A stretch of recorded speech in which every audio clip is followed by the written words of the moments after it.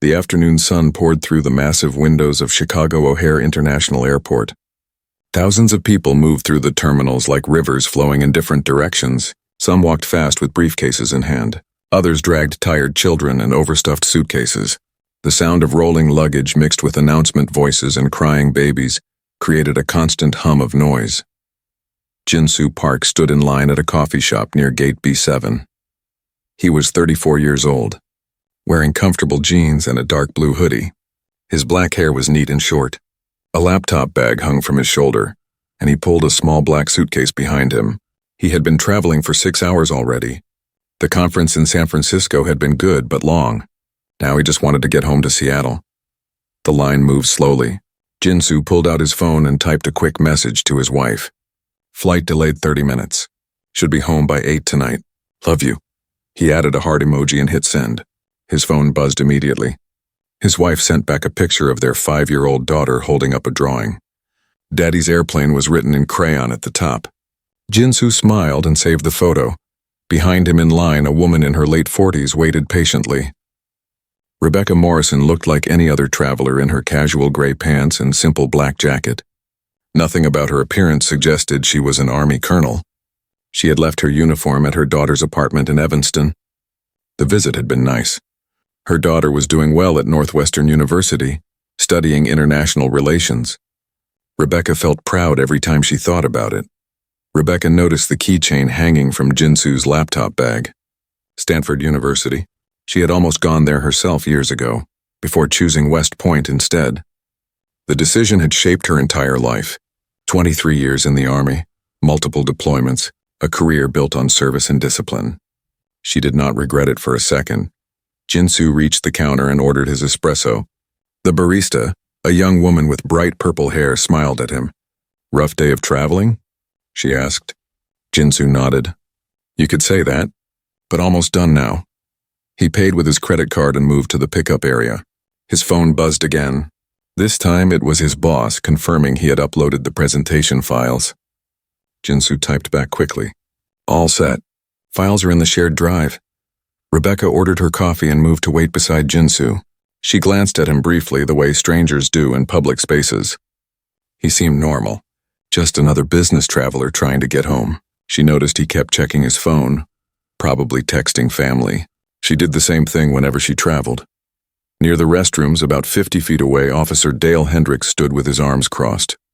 He was a security officer for the airport, 56 years old with thinning gray hair and a permanent frown. His uniform was crisp and official. A radio hung from his belt beside his flashlight and pepper spray.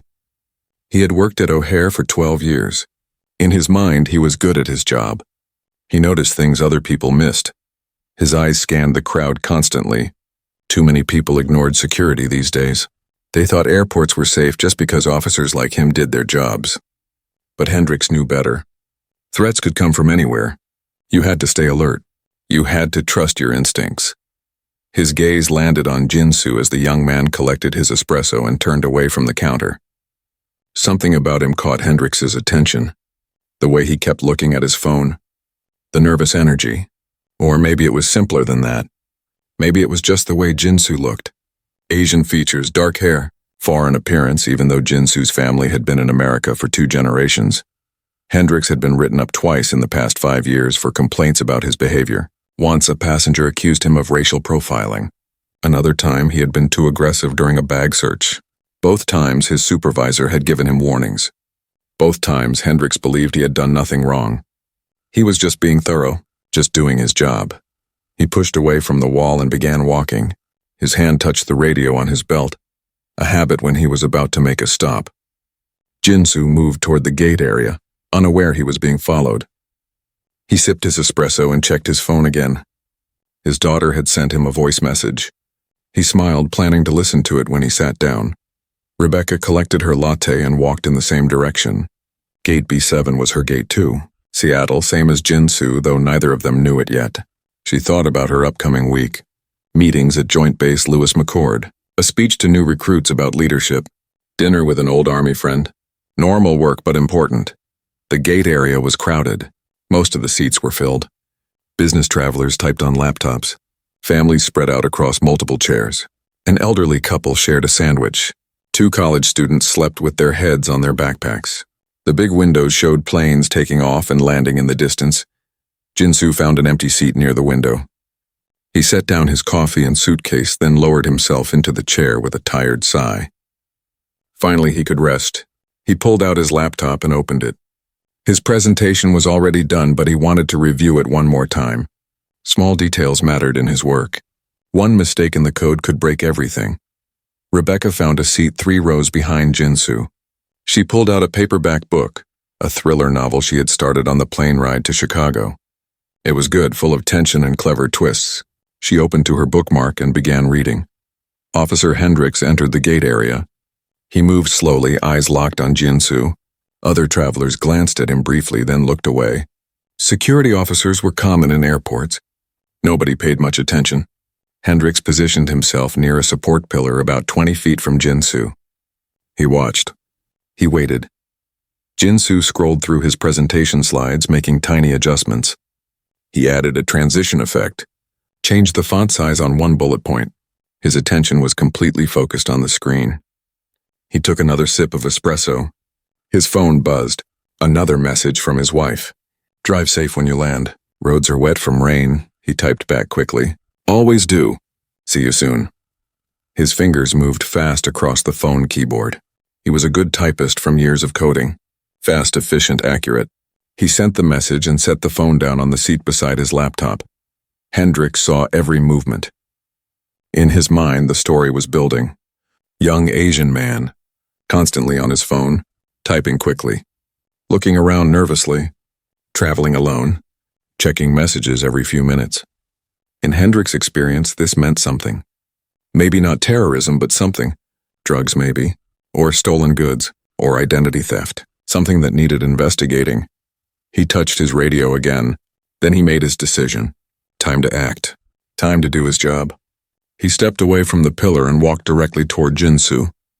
His boots made solid sounds on the floor. His face was set in hard lines.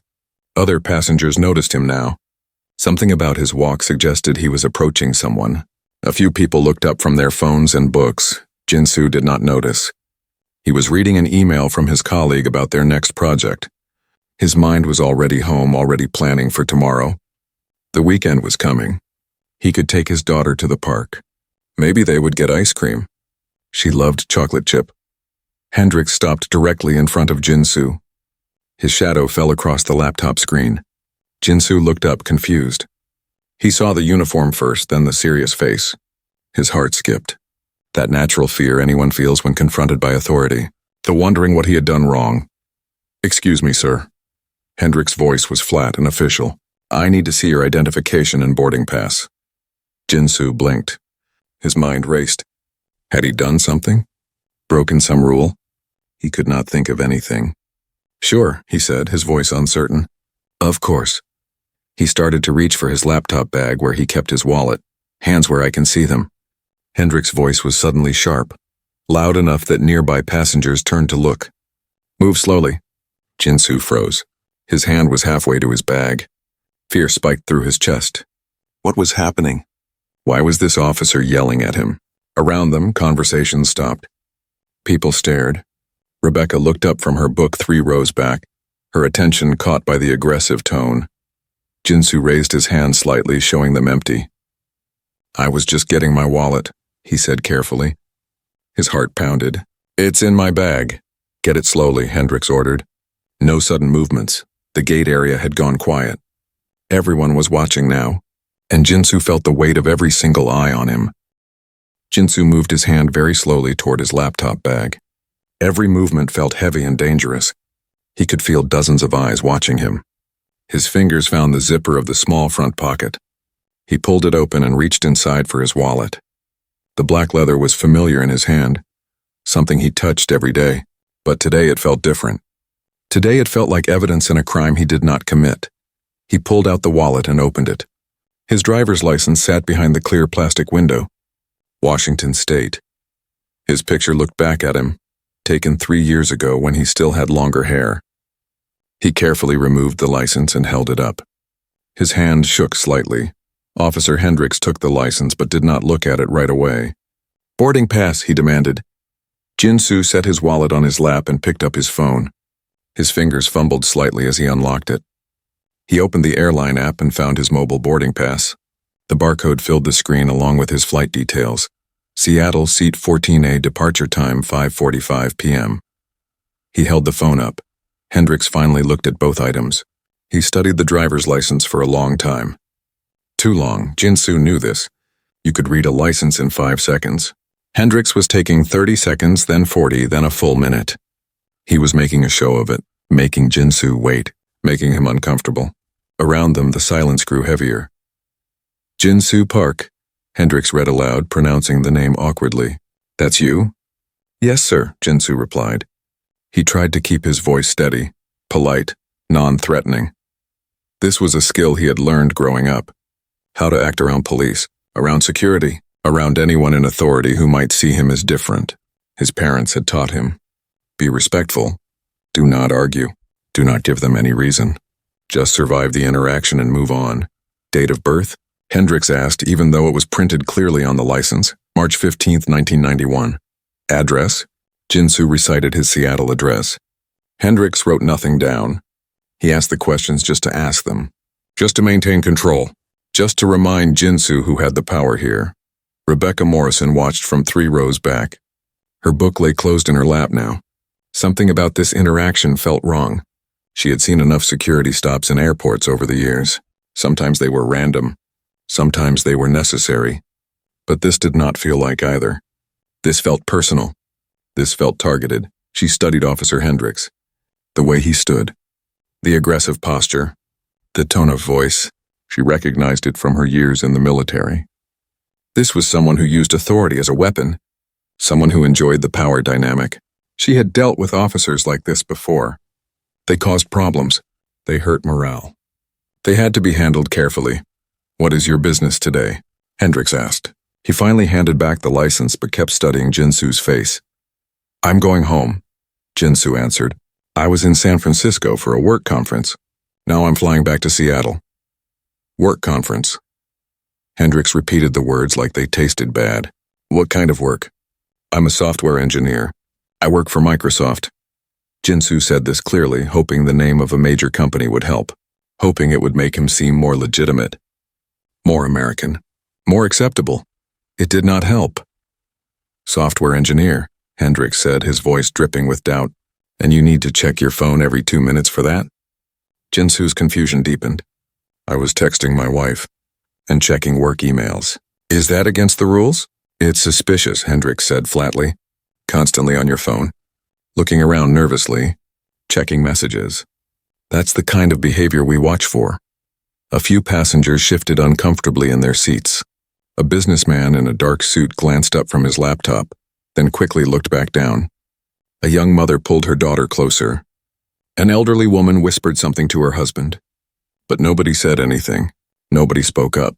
Jinsu felt anger rising beneath his fear. He pushed it down. Getting angry would only make things worse. I wasn't acting suspiciously, he said carefully. I was just sitting here working on my laptop. You were on your phone constantly, Hendricks insisted. He stepped closer, invading Jinsu's personal space. His voice dropped lower, but everyone nearby could still hear. We've had problems with people like you. Foreign nationals trying to... Foreign nationals? Jinsu could not stop the words. They burst out before he could control them. I'm not a foreign national. I was born in Portland, Oregon. I'm an American citizen. I've lived here my entire life. Hendricks' face hardened. He did not like being interrupted. He did not like being challenged.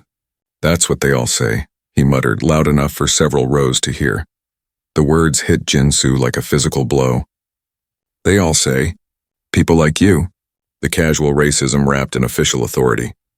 He had heard it before, but never this blatant. Never this public. His face burned with humiliation. He could feel everyone staring at him, could feel their judgment. Some were probably thinking he must have done something wrong. Others were probably uncomfortable but unwilling to get involved. Either way, he was alone in this moment.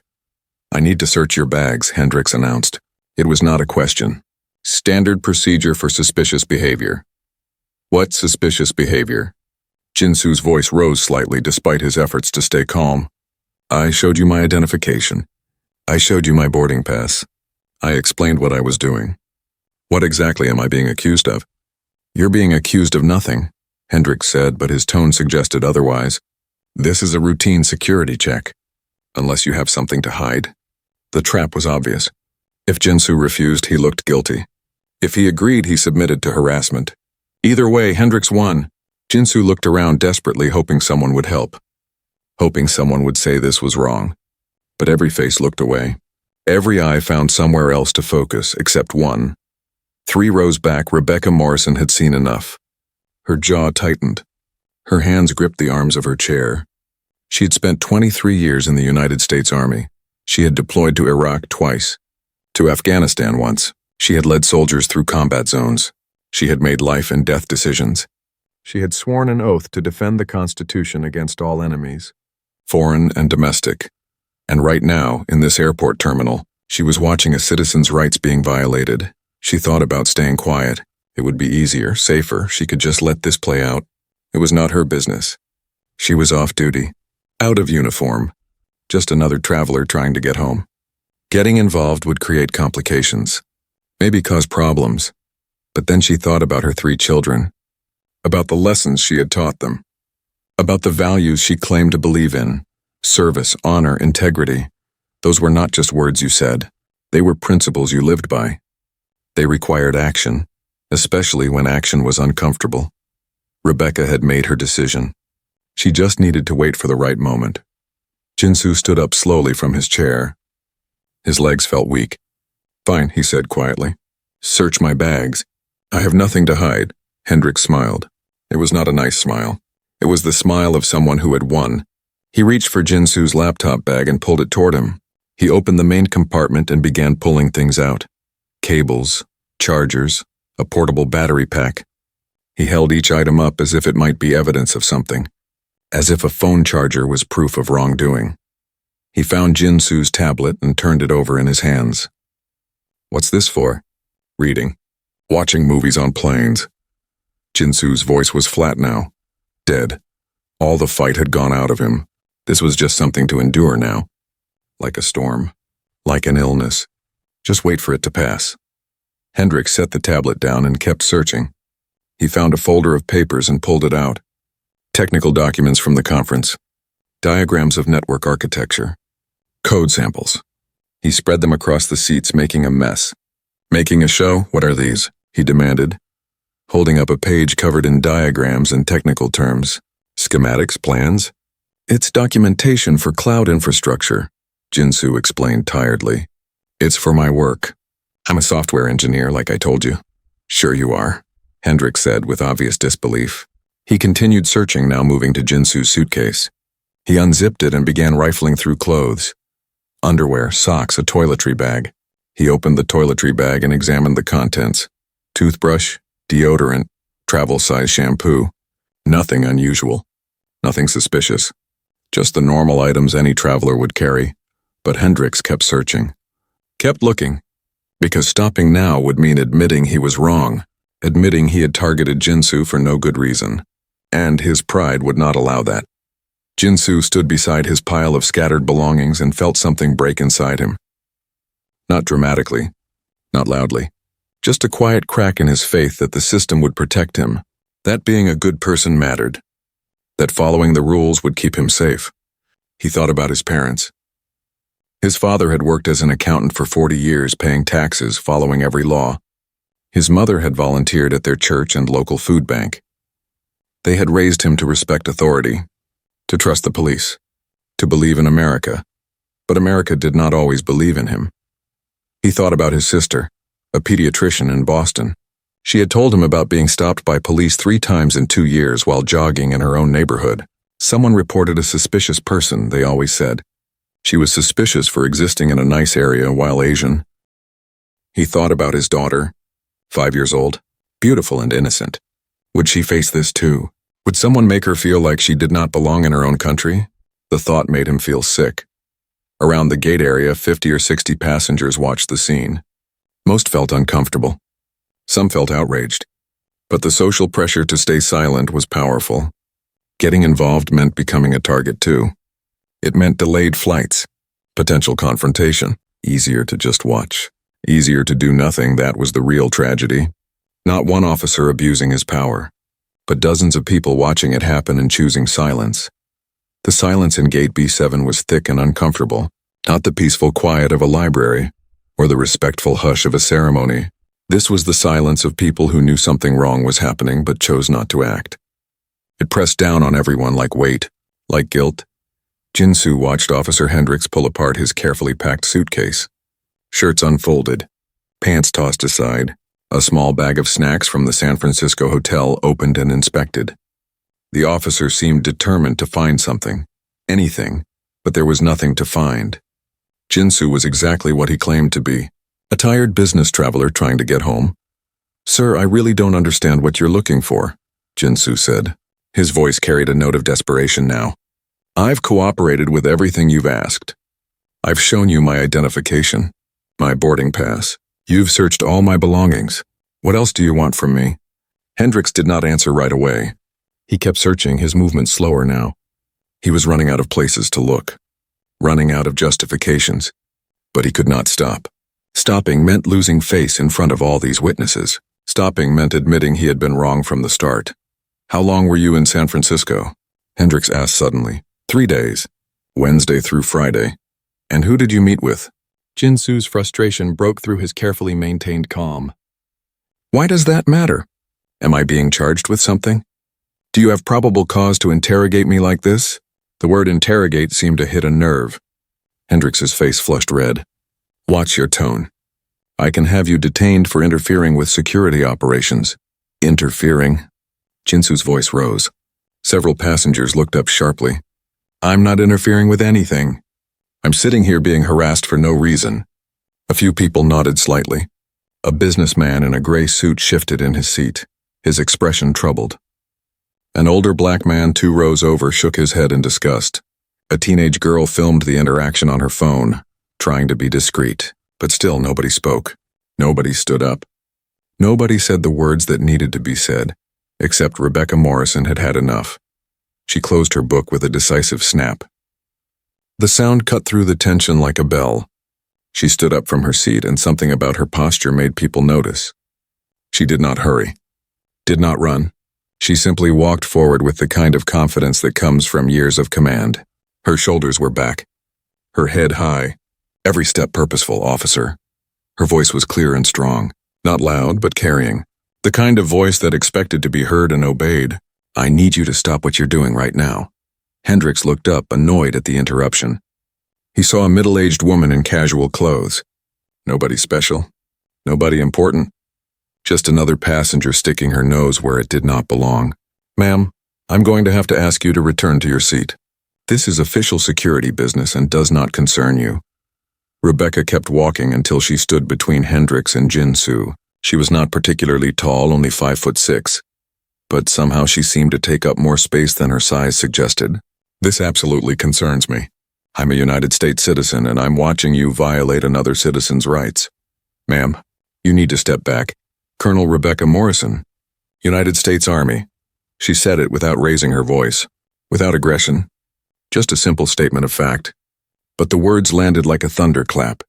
"I've spent 23 years serving this country. I've deployed to combat zones. I've led soldiers through war, and I know racial profiling when I see it." The gate area erupted in whispers. Heads turned. People who had been pretending not to watch were now openly staring. A colonel, military, this changed things. This was someone with authority, someone who could not be easily dismissed. Hendricks's confidence wavered for just a moment. Then his pride reasserted itself. "With all due respect, Colonel, you don't know what you're talking about. This individual was acting suspiciously and I'm conducting a routine security check." "Acting suspiciously how?" Rebecca's question was sharp and precise. "Explain to me exactly what suspicious behavior you observed." Hendricks opened his mouth, then closed it. He had not expected to be challenged. Not really. People usually just accepted his authority. He was on his phone constantly, looking around nervously, checking messages. So he was using a phone. Rebecca's tone made it clear how ridiculous this sounded. Like approximately 90% of people in this airport right now. "Was that your only criteria?" He fit a profile, A profile. Rebecca cut him off. What profile? Be specific. Hendrix's face reddened again. He knew what she was implying. Everyone knew. I don't have to explain my methods to you. Security protocols are— I know security protocols, Rebecca said firmly. I've received security briefings from Homeland Security, the Department of Defense, and the TSA. I've been through more airports under more circumstances than you can imagine, and nothing this man did rises to the level of reasonable suspicion. She gestured to Jinsu without looking away from Hendrix. This gentleman was sitting quietly at his gate. He was working on his laptop. He was texting his family. Those are not suspicious activities. They're completely normal. Jinsu felt something loosening in his chest. Someone was standing up for him. Someone with authority and credibility was saying what he had been thinking. The relief was almost overwhelming. He wanted to thank her, but something told him to stay quiet, to let her speak. Furthermore, Rebecca continued, her voice taking on a harder edge. I watched you from the moment you entered this gate area. I saw you single him out. I saw you follow him. And I did not see you stop or question a single other passenger. Not one. Just him. Around them, other passengers were paying close attention now. The businessman who had looked away earlier was leaning forward listening. The young mother was nodding slowly. The teenage girl kept filming, no longer trying to hide it. The atmosphere in the gate was shifting. What had been a silent audience was becoming engaged witnesses. I observed suspicious behavior. Hendrix tried again. You observed an Asian man, Rebecca said bluntly. Let's be honest about what happened here. You saw someone who looked different from you and you made assumptions. You profiled him based on his appearance, then tried to justify it with vague claims about suspicious behavior that could apply to literally anyone in this airport. The accusation hung in the air. Racial profiling. The words nobody wanted to say, but everyone was thinking. Hendrix's jaw clenched. I resent that accusation. I was simply doing my job. Then explain your job to me, Rebecca challenged. Explain how harassing a citizen with proper identification and a valid boarding pass is doing your job. Explain how searching his belongings without probable cause is protecting anyone. Explain how any of this made anyone safer. Hendrix had no good answer. He looked down at Jinsu's scattered belongings spread across the seats. Clothes and documents and charging cables, the evidence of his baseless search. The proof that he had found nothing because there was nothing to find. Jinsu found his voice.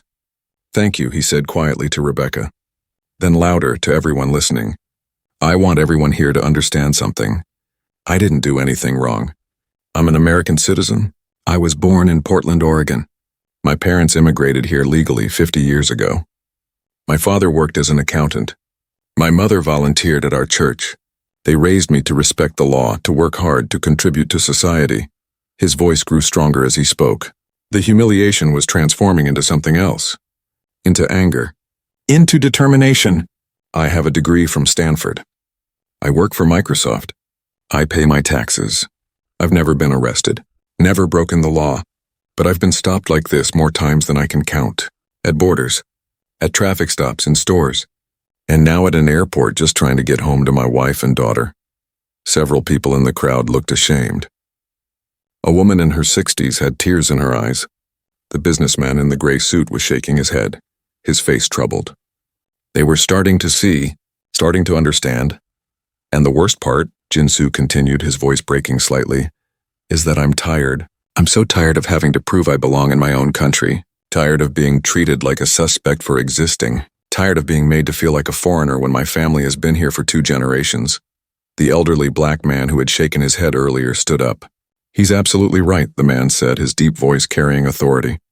I've been watching this whole thing and it made me sick. That officer targeted him from the start. I saw it happen. He walked straight to this young man and nobody else. Another voice joined in, a woman in business clothes. I saw it too. I was going to say something, but she trailed off, the guilt evident in her voice. I should have said something sooner. The floodgates were opening. The social permission to speak had been granted by Rebecca's courage. Other passengers found their voices, found their moral clarity. This is wrong, said a college student with a backpack. We all know this is wrong. He didn't do anything, added the young mother, her daughter watching with wide eyes. Hendrix looked around. realizing he had lost control of the situation. What had been a quiet, one-sided encounter was now a very public confrontation, and he was clearly on the wrong side. His radio crackled. Someone from airport security was probably asking about the disturbance, asking why a crowd was gathering at gate B7. Rebecca pressed her advantage. "Officer Hendricks, I'm going to say this very clearly. This young man has done nothing wrong. He has violated no laws and broken no regulations.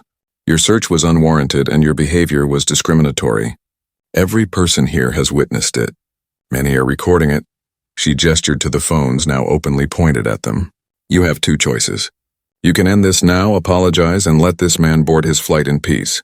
Or you can continue, and I promise you this video will be everywhere by tonight. Your face, your name, your actions. All of it. It was not really a threat. It was a statement of fact. And Hendricks knew it.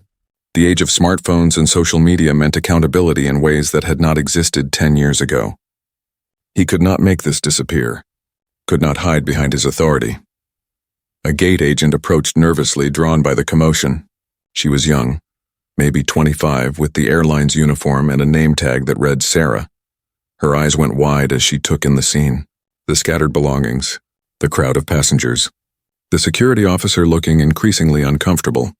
The woman who had identified herself as an army colonel. "Is there a problem here?" Sarah asked, her voice uncertain. Rebecca turned to her. "Yes, there's a problem. This security officer has been harassing your passenger without cause.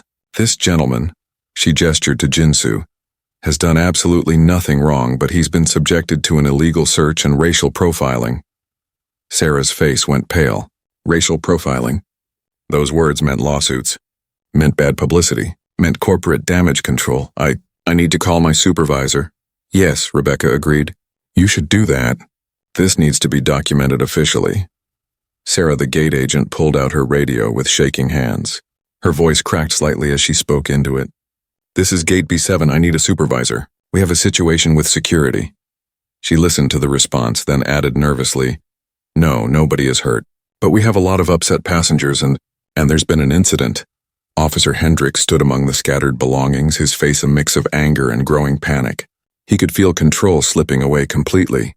What had started as a routine stop in his mind had become a nightmare. All these witnesses, all these phones recording. This army colonel who would not back down. He needed to regain the upper hand somehow. "Everyone needs to calm down," he said, his voice too loud. "This is being blown way out of proportion. I was just following standard security procedures." "There's nothing standard about what you did," Rebecca replied calmly. Her voice was steady, controlled. She had dealt with plenty of difficult situations in her military career. This was nothing compared to managing conflicts in war zones. You targeted one person based on his appearance. You searched his belongings without probable cause. And you've been unable to articulate a single legitimate reason for your actions. A man in his 30s with glasses and a messenger bag stood up from his seat. He had been watching from the beginning, growing more uncomfortable with each passing minute. "Excuse me," he said, his voice clear.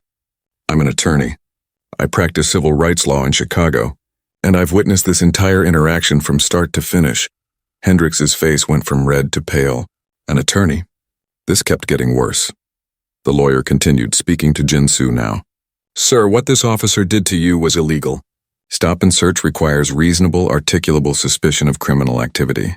Checking your phone and sitting quietly at your gate does not meet that standard. You have grounds for a complaint at minimum, possibly a lawsuit." Jinsu nodded slowly. The support from strangers was overwhelming.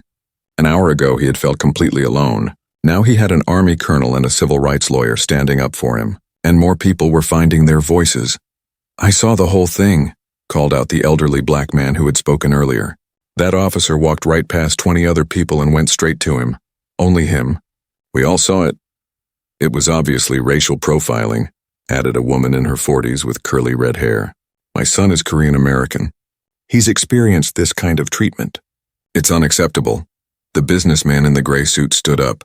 He looked uncomfortable but determined. "I need to say something. I watched this happen and I didn't speak up at first. I looked away. I didn't want to get involved."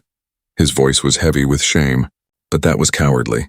"That man," he pointed to Jinsu, "needed someone to stand up for him and I just sat here. I'm sorry. That was wrong of me." His confession seemed to unlock something in the other passengers. More people began speaking, apologizing, admitting their own silence had been part of the problem. "I'm sorry too," said the young mother. She was holding her daughter's hand tightly. "I teach my daughter to speak up when something is wrong, but I didn't do it myself. I was afraid of missing our flight or causing trouble." A college student with dreadlocks spoke up. "This is exactly what they taught us about in my sociology class. The bystander effect. Everyone thinks someone else will do something, so nobody does anything. We all failed him by staying quiet." Jinsu felt tears pricking his eyes. He blinked them back. These strangers were not just supporting him now. They were being honest about their own failures. That took courage too. A different kind of courage than Rebecca's immediate action, but courage nonetheless. Rebecca looked at Hendricks steadily. "You should hear what these people are saying, officer. This isn't just about you making a mistake. It's about a pattern of behavior that has real consequences. This young man will remember this day for the rest of his life. His daughter will probably hear about it someday. These passengers will think twice before they stay silent next time. Your actions have ripples you may never see." Hendricks said nothing. His jaw was clenched so tight it looked painful. Pride and fear warred on his face. Pride that he had been doing his job correctly, fear of the consequences now catching up with him. Sarah spoke into her radio again. "Yes, he's still here. No, I don't think. Okay, I'll tell them." She lowered the radio and addressed the group. "My supervisor is on the way. She'll be here in about 3 minutes." "Good," Rebecca said. She turned to Jinsu. "Are you okay? Do you need anything?" Jinsu shook his head. I'm okay. Just shaken up. I still can't believe this happened." He looked at Rebecca directly for the first time. "Why did you help me?" "You didn't have to get involved." Rebecca's expression softened slightly. "Yes, I did. I took an oath when I joined the military. To support and defend the Constitution. To protect American citizens. That oath doesn't end when I take off my uniform. And the Constitution guarantees equal protection under the law. What was happening to you violated that principle." She paused, then added more quietly, "Also, I have 3 children. 2 daughters and a son. I taught them that silence in the face of injustice is itself a form of injustice. I couldn't sit there watching this happen and then go home and look them in the eye. I couldn't tell them to be brave if I wasn't willing to be brave myself." Jinsu felt his throat tighten. "Thank you," he managed to say. "Thank you so much." The lawyer with glasses approached them. "I'm David Chen," he said, offering his hand to Jinsu. "If you want to file a formal complaint, I'd be happy to help you with the process. Pro bono, no charge." Jinsu shook his hand. "Chen, are you?" "Korean American," David confirmed with a slight smile. "Second generation like you. And yes, this kind of thing has happened to me too. Not exactly like this, but similar. Which is why I became a civil rights lawyer. Someone needs to hold people accountable." More passengers approached. The businessman gave Jinsu his card. "I work in corporate management," he explained. "If this becomes a bigger issue, if you need someone to testify about what they saw, call me. I'll tell the truth.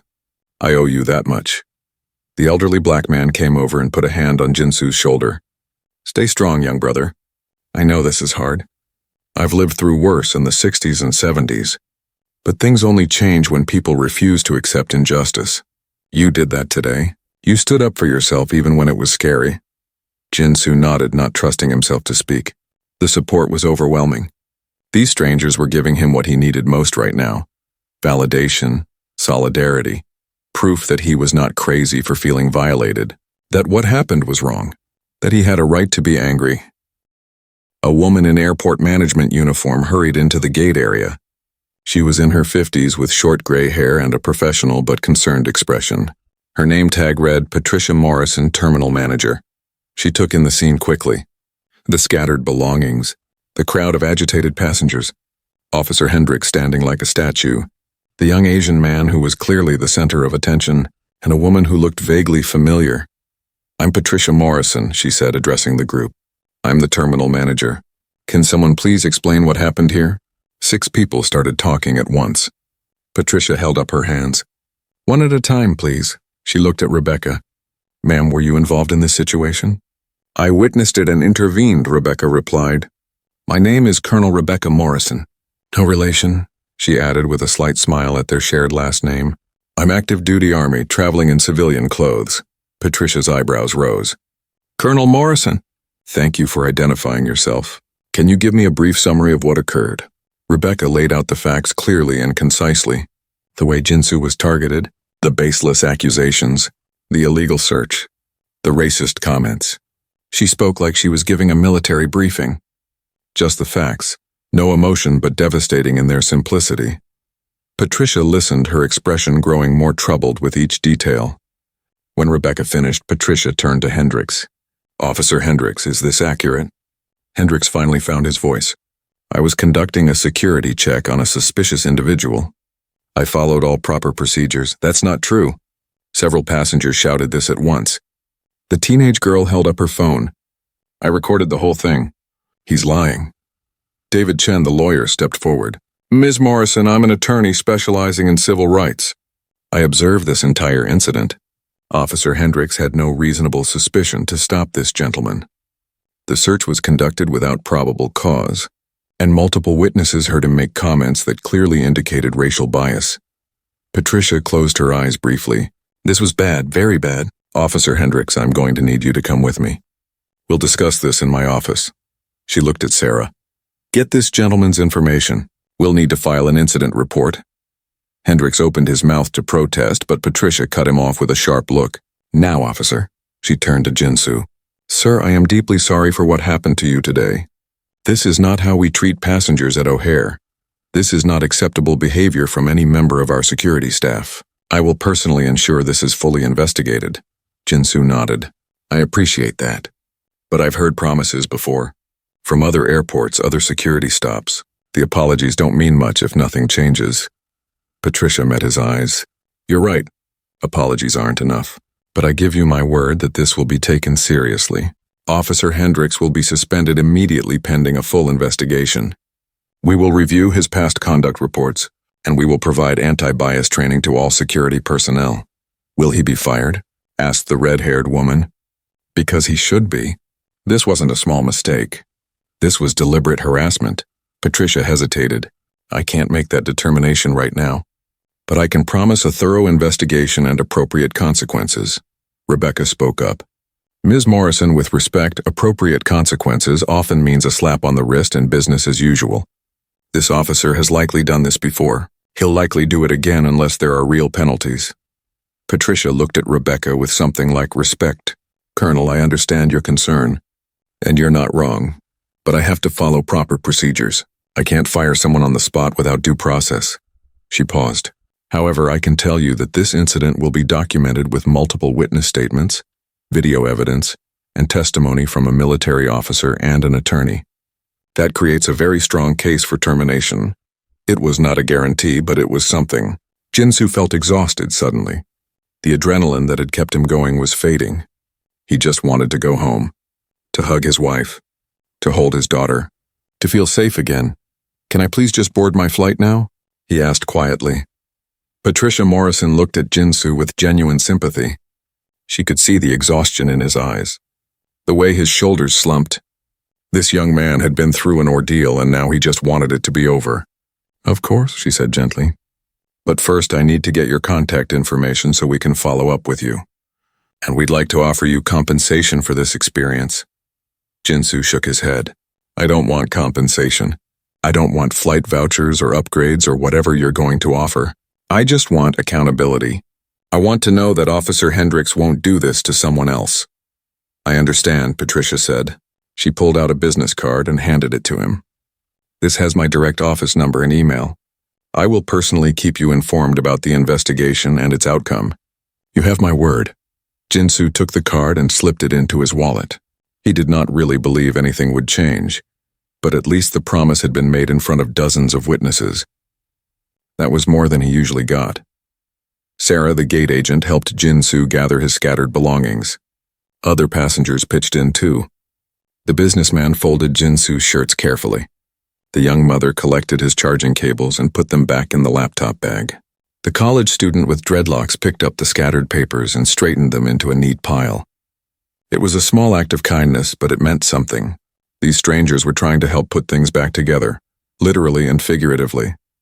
Patricia turned to Officer Hendricks. her voice dropping to a firm, low tone that only he could hear clearly. "Officer, you need to understand the seriousness of this situation. We have multiple witnesses. We have video evidence. We have a military officer and an attorney willing to give statements. This is not going to disappear." Hendricks said nothing. His face was blank now, shut down. He had retreated into himself. Patricia gestured to another security officer who had arrived. "Please escort Officer Hendricks to my office. Have him wait there. I'll be along shortly."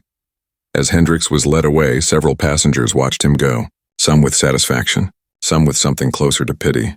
He had destroyed his own career in 20 minutes of biased behavior. Whatever happened next, his life was about to get much harder.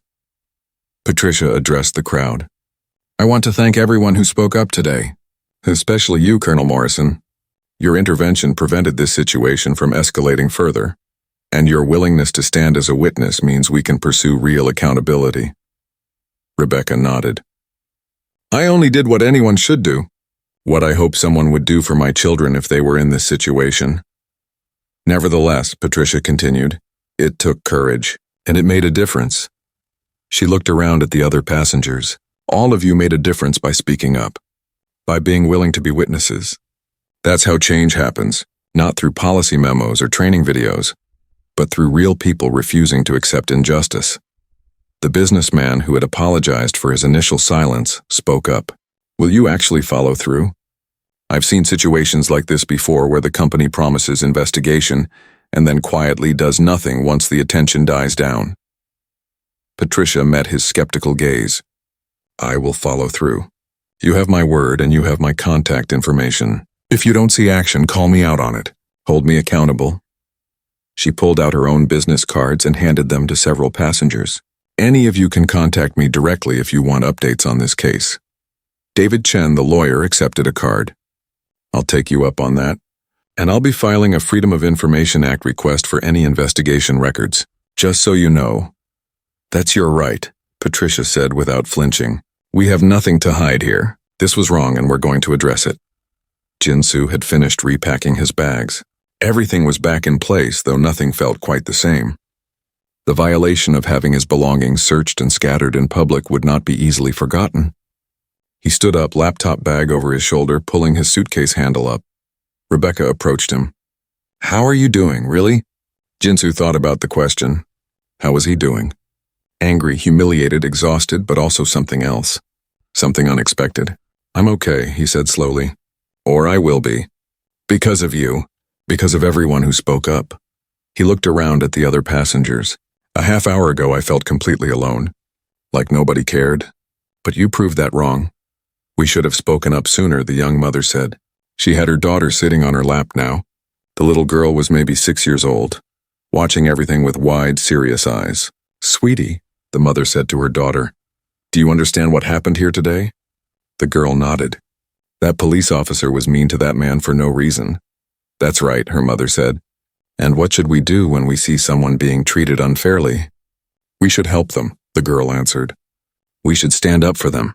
"Exactly," her mother said. She looked at Jinsu.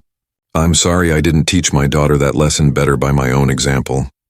I stayed quiet at first, but I won't make that mistake again."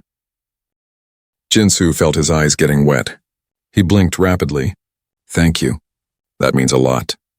The elderly black man came over and shook Jinsu's hand firmly. "You stay strong, son. What you experienced today was wrong, but you handled it with dignity.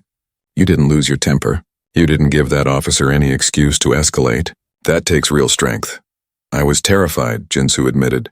"I kept thinking about all the news stories, about people who got arrested or hurt during stops like this. I was scared that if I said the wrong thing, if I moved the wrong way." The man nodded knowingly.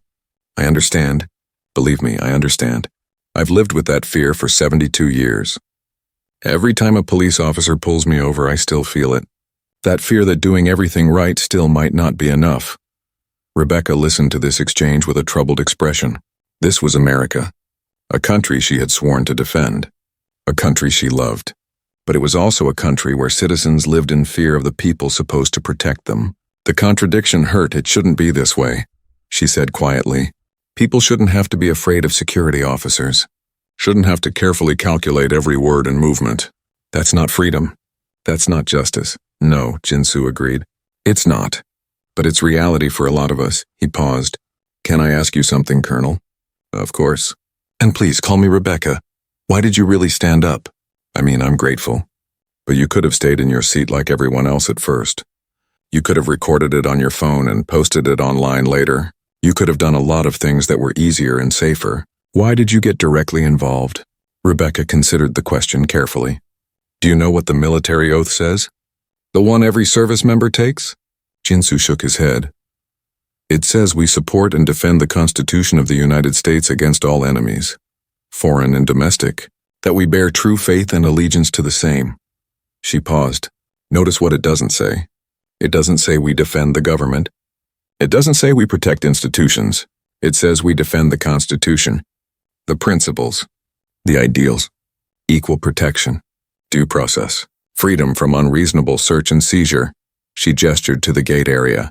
What was happening to you was an attack on those principles. Maybe not with guns or bombs, but an attack nonetheless. Officer Hendricks was violating your constitutional rights. If I stayed silent, if I did nothing, then what good was my oath? What did my 23 years of service mean? Jinsu understood. So you weren't just helping me. You were defending the Constitution. I was doing both, Rebecca said, because they're the same thing. The Constitution isn't just a piece of paper. It's living protection for real people. For you, for my children, for everyone who calls America home. She smiled slightly. Plus, I'm from Alabama. I grew up during the civil rights era. I saw what happens when good people stay silent. I saw the cost of that silence. I swore I would never be a bystander. Sarah approached with a tablet. I'm sorry to interrupt, but I need to get some information for the incident report. Mr. Park, I have your name and flight information from your boarding pass. Can you provide a phone number and email where we can reach you? Jinsu gave her his information. Sarah typed it into her tablet carefully. Thank you. The airline will be reaching out within 48 hours with an update on the investigation. We take these situations very seriously. I hope so, Jinsu said. He did not sound convinced. Patricia returned from escorting Hendricks. Mr. Park, I want to reiterate my personal apology. This should never have happened. And I want you to know that several members of my staff will be reviewing Officer Hendricks's employment history today. If there are other incidents we've missed or dismissed, we need to know. There probably are, Jinsu said quietly. People like him don't usually start with behavior this bad. They build up to it. Small things at first, things that get explained away or ignored, until they feel confident enough to be this blatant. Patricia nodded grimly. You're probably right. Which is why we're doing a thorough review. The gate agent made an announcement. Ladies and gentlemen, we'll begin boarding for Flight 2847 to Seattle in just a few minutes. We apologize for the delay. The crowd began gathering their belongings, preparing to board. The energy had shifted. What had been a normal collection of strangers waiting for a flight had become something else. A group of people connected by shared experience, by witnessing something important, by choosing eventually to act. Rebecca pulled out her phone. Jinsu, would you mind if I gave you my contact information? I'd like to stay updated on what happens with the investigation, and, she hesitated slightly, I'd like to know that you're okay. After today, Jinsu felt touched by the concern. I'd like that. Thank you. They exchanged phone numbers. David Chen did the same, as did the businessman and several other passengers. Jinsu suddenly had a phone full of contacts, from people he had not known an hour ago. Witnesses, allies, strangers, who had become something more. First-class passengers, and those needing assistance may now board, the gate agent announced. Rebecca had a first-class ticket, military travel benefit. But she waited, standing with Jinsu. We'll board together, she said simply. If that's okay with you, Jinsu nodded. He was grateful for the company, for the continued support. He still felt shaky, still processing everything that had happened. Having Rebecca nearby felt like protection. Like safety, the young mother approached with her daughter. Excuse me, I wanted to say goodbye, and I wanted my daughter to meet you both. She looked at her daughter. Honey, these are good people who did the right thing today. Remember what you saw. The little girl looked up at Rebecca and Jinsu with serious eyes. Thank you for being brave, she said in a small voice. Jinsu crouched down to the girl's eye level. You're welcome. And thank you for watching. Maybe someday when you grow up, you'll stand up for someone who needs help too. I will, the girl promised solemnly. As boarding continued, more passengers stopped to speak with Jin-Soo and Rebecca. Quick words of support. Apologies for not acting sooner. Promises to do better next time. Each interaction was brief, but together they created something powerful. Recognition, solidarity, hope that things could be different. The plane was an Airbus A320, single aisle with 3 seats on each side. Jin-Soo made his way down to row 14, sliding into the window seat. He stowed his laptop bag under the seat in front of him and clicked his seatbelt into place. The familiar actions felt strange after everything that had happened, like he was going through normal motions in a world that no longer felt normal. Rebecca's seat was in row 3, but she stopped by Jin-Soo's row. "Are you sure you're okay?" she asked quietly. The other passengers filing past paid them no attention, focused on finding their own seats and stowing luggage. "I think so," Jin-Soo said. He managed a weak smile. "I just want to get home. I understand. But call me if you need anything, even just to talk." Rebecca squeezed his shoulder gently, then moved forward to her own seat. Jin-Soo watched passengers fill the plane. He recognized several faces from the gate. The businessman in the gray suit gave him a nod as he passed. The college student with dreadlocks offered a fist bump. The red-haired woman smiled sympathetically. These small gestures of connection mattered. They reminded him he was not alone. He pulled out his phone before the announcement to turn them off. 3 missed calls from his wife. 4 text messages. The most recent said, "Are you okay? Your flight should be boarding soon." He had forgotten to text her after everything happened. She must be worried. He called her quickly. She answered on the first ring. "Jin-Soo, where have you been?" "I was getting worried. I'm sorry.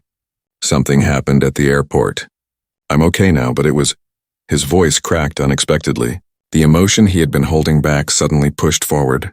It was really bad. "What happened? Are you hurt?" The fear in his wife's voice cut through him. "No, I'm not hurt, just there was a security officer. He stopped me and searched my stuff and..." Jin-Soo took a breath. "He racially profiled me, Minji. In front of everyone. It was humiliating." He heard his wife's sharp intake of breath. "Oh no, oh Jin-Soo, I'm so sorry." "Are you really okay?" "I am now." An army colonel stood up for me. Other passengers too. They made it stop, and the airport is investigating. He gave her a quick summary, leaving out some of the worst details. She did not need to know how scared he had been, how alone he had felt before Rebecca intervened. "I'm so glad someone helped you," Minji said, her voice thick with emotion. "I wish I had been there. I wish I could have protected you. I know. But I'm okay. I'll be home soon and I'll tell you everything." The flight attendant was making gestures about turning off phones.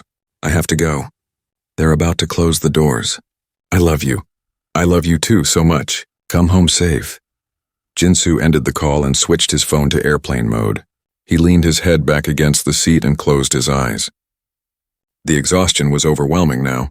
Not just physical tiredness from a long day of travel, but emotional exhaustion, the kind that came from being on high alert, from defending yourself, from processing trauma. The flight attendants went through their safety demonstration. Jin-Soo had heard it hundreds of times. He knew where the exits were, knew how to use the oxygen mask, knew the seatbelt buckle was very simple to operate. The routine was comforting in its familiarity. The plane pushed back from the gate. The engines powered up. They taxied to the runway. Jin-Soo looked out the window at the airport buildings. Somewhere in there, Officer Hendricks was probably in an office being questioned. Patricia Morrison was probably reviewing security footage and witness statements.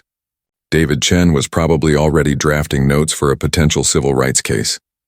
The plane accelerated down the runway and lifted into the sky. Chicago fell away below them, the city spreading out in a grid of lights as the sun set. Jin-Soo felt some of the tension leave his body. He was leaving, going home, escaping. But he knew the experience would follow him, would stay in his memory, would change how he felt every time he went through airport security from now on. That was the real damage, not the 20 minutes of harassment, but the permanent mark it left on his sense of safety and belonging. 30 minutes into the flight, Rebecca appeared beside his row. "Mind if I sit here for a bit?" she asked, gesturing to the empty middle seat. The passenger in the aisle seat had moved to take advantage of an empty row. Please, Jinsu said. He was glad for the company. Rebecca settled in. For a moment, they just sat in comfortable silence. Then she spoke. How are you really doing? And I want the honest answer, not the brave face you're putting on. Jinsu appreciated the directness. I'm shaken up, angry, embarrassed even though I know I shouldn't be. I didn't do anything wrong, but I still feel… He searched for the word. Dirty. Like I was treated like a criminal in front of all those people, and some part of me worries that they believed it. That they thought I must have done something to deserve that treatment. Rebecca nodded. That's a normal response to what you experienced. It's a form of trauma.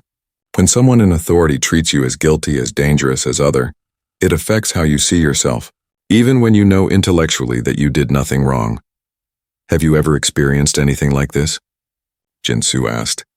I mean, I know you're white, but you're a woman in the military. That must come with its own challenges. It does, Rebecca agreed. Different challenges, but real ones. I've been dismissed, talked over, underestimated. I've had to work twice as hard to prove myself.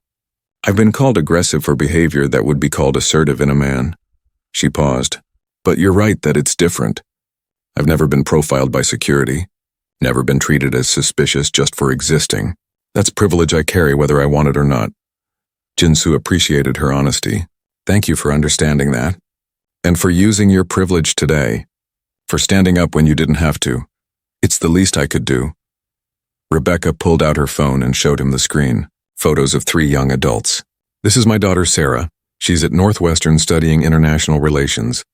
This is my son Marcus. He's a firefighter in Virginia. And this is my daughter Lisa. She's in medical school in Boston. Beautiful family, Jinsu said. He pulled out his own phone and showed her his lock screen. A photo of his wife holding their daughter on a beach.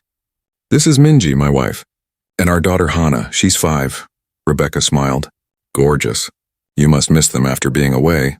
I do. And after today, Jinsu's throat tightened. After today, I just want to hold them and feel safe again.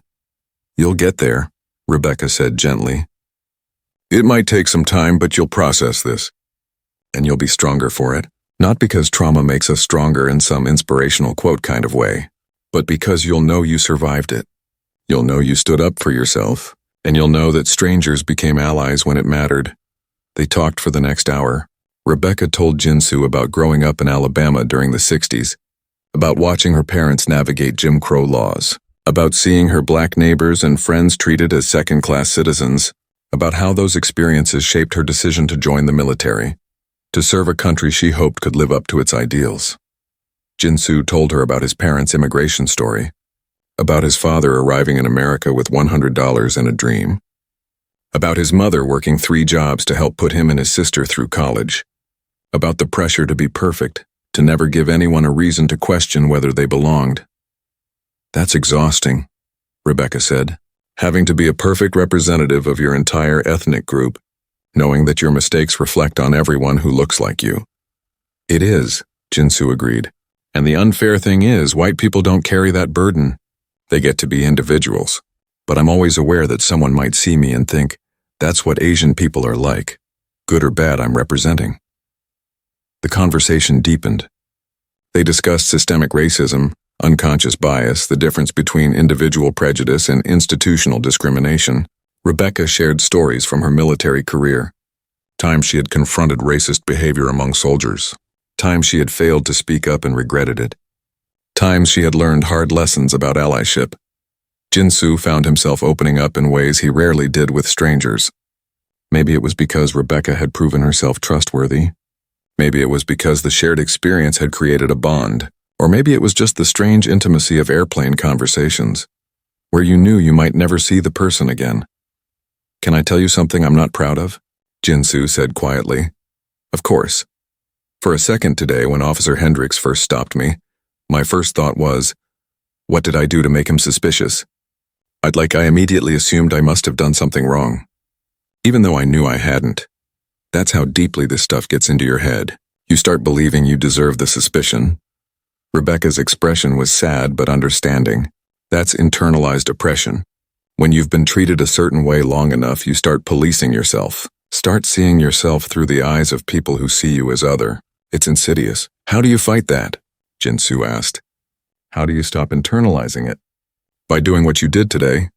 By insisting on your rights. By refusing to accept the narrative that you're suspicious or dangerous or less than. By surrounding yourself with people who see your full humanity. She gestured between them.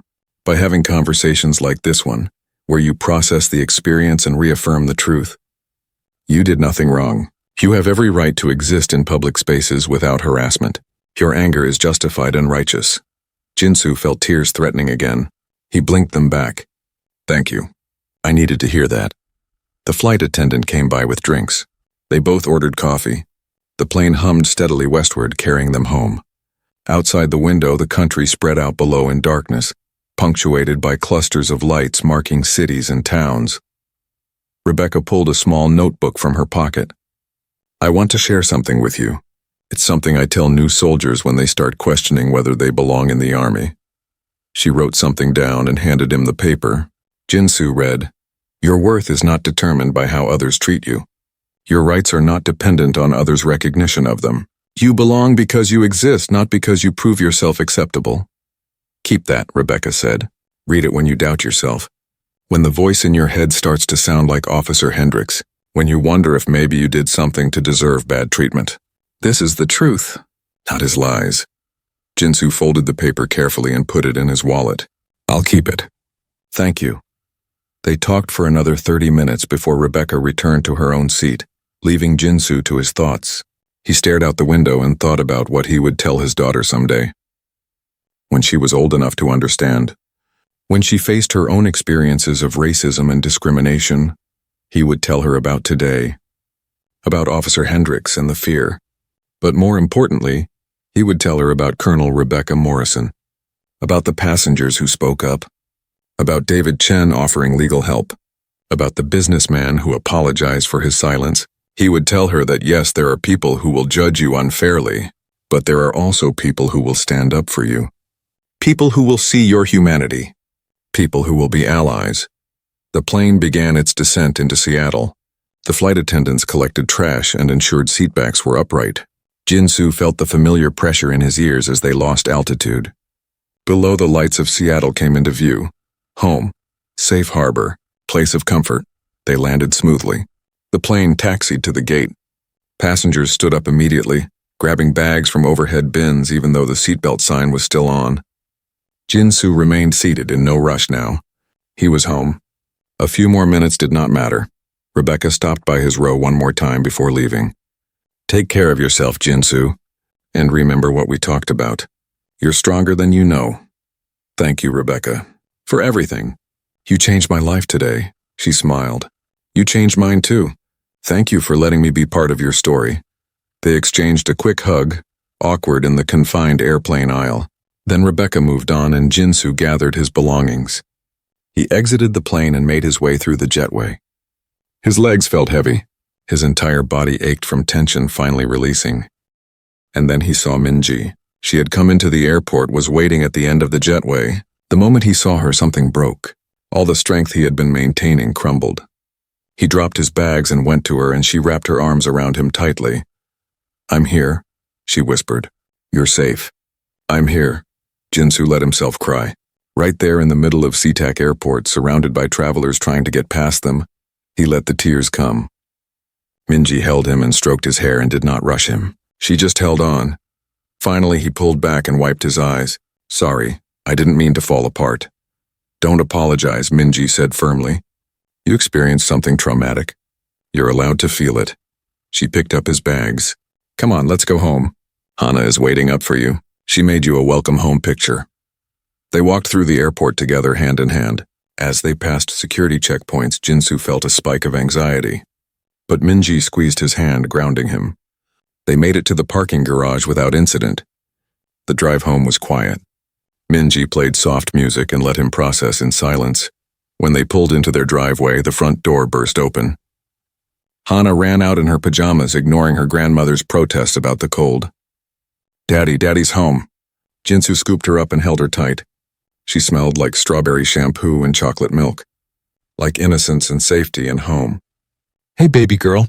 I missed you so much. I drew you a picture. Want to see? She wiggled to get down, eager to show him her artwork. Inside, his mother was waiting. She had come over to watch Hana while Minji went to the airport. One look at Jinsu's face told her something had happened. "What's wrong?" she asked in Korean. Jinsu shook his head. "Later. Right now I just want to look at Hana's picture." Hana presented her drawing with great ceremony. It showed an airplane with a stick figure in the window. "That's you, Daddy. Flying home to me." "It's beautiful," Jinsu said, his voice thick. "The best picture I've ever seen. Can we hang it on the fridge?" "Yes." Hana took his hand and dragged him to the kitchen. They found a magnet together and put the picture in the center of the refrigerator door.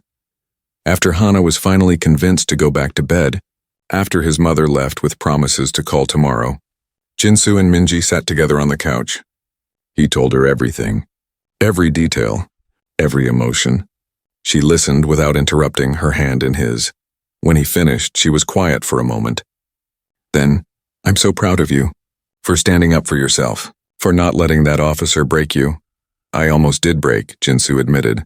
"If Rebecca hadn't stepped in, I don't know what would have happened. But she did step in. And other people spoke up. That matters too." Minji turned to face him fully. "Jinsu, what happened today was horrible. But you're going to be okay. We're going to be okay. And we're going to teach Hana how to be strong and proud of who she is." Jinsu nodded. "We will." 2 weeks later, Jinsu received an email from Patricia Morrison. Officer Hendricks had been terminated. The investigation found 3 previous complaints of discriminatory behavior that had been inadequately addressed. All airport security officers were now required to complete 8 hours of anti-bias training. The airport had revised their policies on stops and searches to require documented reasonable suspicion. It was not perfect justice. It would not erase what happened. But it was something. Real consequences. Real change. Small but significant. Jinsu forwarded the email to Rebecca, David Chen, and the businessman who had given him his card. He added a simple message: "Thank you. You made this happen." Rebecca called him that evening. They talked for an hour, catching up on the past 2 weeks. She told him about her meetings at the base. He told her about explaining the incident to his daughter in age-appropriate terms. They made plans to stay in touch. "You know what the best part of this is?" Rebecca said. "Besides Hendricks being fired." "What?" "You're going to tell this story. And every person who hears it will think a little differently next time they see injustice. Some of them will speak up when they might not have before. That's how change happens. One person at a time, choosing courage." Jinsu thought about that after they hung up. She was right. He had already told the story to his colleagues at work. To his friends. To his family. Each time, people responded with outrage, with support, with promises to do better. Each time, the story created ripples. He sat down at his computer and opened a blank document. He began typing, putting the whole experience into words. Not for therapy, though it was therapeutic.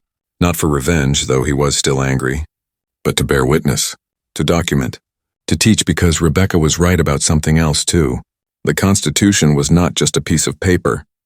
It was living protection for real people, and it only worked when people defended it. When they stood up. When they refused to be silent. Jinsu Park had been harassed at an airport, but he had also been defended by an army colonel and supported by strangers who became allies. That was America too. Both versions existed. The question was which version people would choose to create through their actions. Jinsu chose hope, chose to believe that more people were like Rebecca than like Hendricks, chose to fight for the country his parents had immigrated to, the country he wanted his daughter to inherit. A country where people like him did not have to prove they belonged. He saved the document and sent it to Rebecca, asking for her feedback. Then he walked upstairs to check on Hana. She was asleep in her bed, clutching a stuffed bear, peaceful and innocent. Jinsu kissed her forehead gently. "I'm going to make the world better for you," he whispered. "I promise," and he meant it.